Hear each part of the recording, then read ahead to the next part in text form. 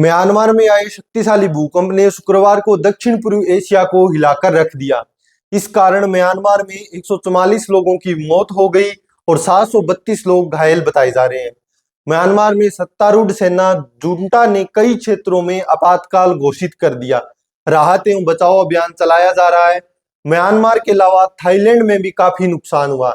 वहां 10 लोगों की मौत हुई और कई लोग अभी भी लापता है।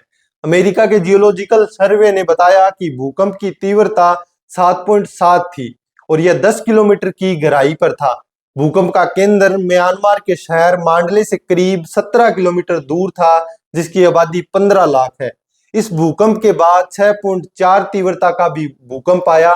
कई मध्यम भूकंप के झटके भी महसूस किए गए। भूकंप क्यों आया, इसकी विस्तार से जानकारी के लिए हम जुड़ रहे हैं Saint Xavier college Ranchi university के पूर्व geology gold medalist and earth science medalist Prashant Jha से। इसका एपी सेंटर था मांडले, जो कि म्यांमार का दूसरा बड़ा मेट्रोपोलिस है, और इसका इम्पैक्ट इवन थाईलैंड तक गया है, बैंकॉक तक गया है, even north east of India में भी गया है। इसका जो मैग्नीट्यूड था वो 7.7 था रिक्टर स्केल में, और बहुत बड़ी तबाही हुई इस चीज़ की वजह से। तो हम जानना ये चाहते हैं कि ये अर्थक्वेक आया क्यों। तो ये अर्थक्वेक आया क्यों, उससे पहले मैं ये कहना चाहूँगा कि अर्थक्वेक कैसे आ जाता है। देखिए, हमारा जो अर्थ है वो लिथोस्फेयर, ऊपरी जो परत है उसका लिथोस्फेयर कहते हैं उसको, और बहुत सारे प्लेट्स में वो बटा हुआ है।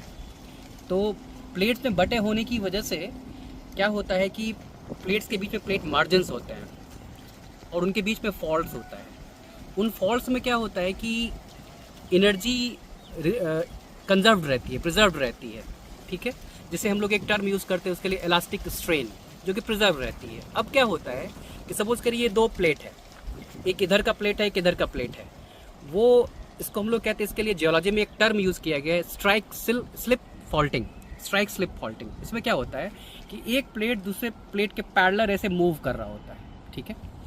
तो यहाँ जो घटना घटी है म्यांमार में जो हुआ है, या थाईलैंड में जो उसका इम्पैक्ट पड़ा, वो शैलो लेवल अर्थक्वेक था। मतलब कि एपिसेंटर से मात्र 10 किलोमीटर नीचे इसका ओरिजिन हुआ है, और इसमें स्ट्राइक स्लिप फॉल्टिंग हुई है। कैसे हुआ है, वहाँ पर म्यांमार में एक बहुत ही बड़ा फॉल्ट है उस रेंज में जो मांडले होते हुए जाती है, that is called Sagaing fault. उसका नाम है सगाइंग फॉल्ट। वो क्या हुआ है कि एक तो इंडिया का प्लेट है, दूसरा है यूरेशियन प्लेट।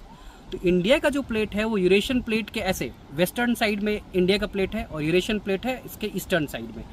इंडिया का प्लेट कंपैरेटिवली नॉर्दर्न साइड में मूव कर गया है, ठीक है, तुलनात्मक रूप से ज़्यादा। तो ऐसे चूंकि फॉल्टिंग हुई है, जैसे ही फॉल्टिंग हुआ उसके अंदर जो एनर्जी प्रिजर्व था वो क्या हुआ, रिलीज हुआ। वही रिलीज एनर्जी जो होती है वो सिस्मिक वेव या भूकंप की तरंगों की तरह बाहर आती है, और फिर इतना बड़ा आपको बड़ी दुर्घटना देखने को मिलती है। इसमें आपने कई लोगों का, एक तो बिल्डिंग थाईलैंड में आपने देखा होगा कि बैंकॉक में एक बिल्डिंग कोलैप्स करके, जो कि अंडर कंस्ट्रक्शन था, इसीलिए 9 लोगों की ही वहाँ डेथ, लेकिन म्यांमार में डेथ हुआ, लेकिन यहाँ म्यांमार में ज़्यादा लोगों का डेथ हो गया उस चीज़ की वजह से। तो यही मुख्य कारण है कि strike slip faulting Indian plate and Eurasian plate के बीच में होने की वजह से म्यांमार का ये अर्थक्वेक आया हुआ है। तो ये जानकारी हमें होनी चाहिए और सबको ये अवेयरनेस में रहना चाहिए। Thank you so much.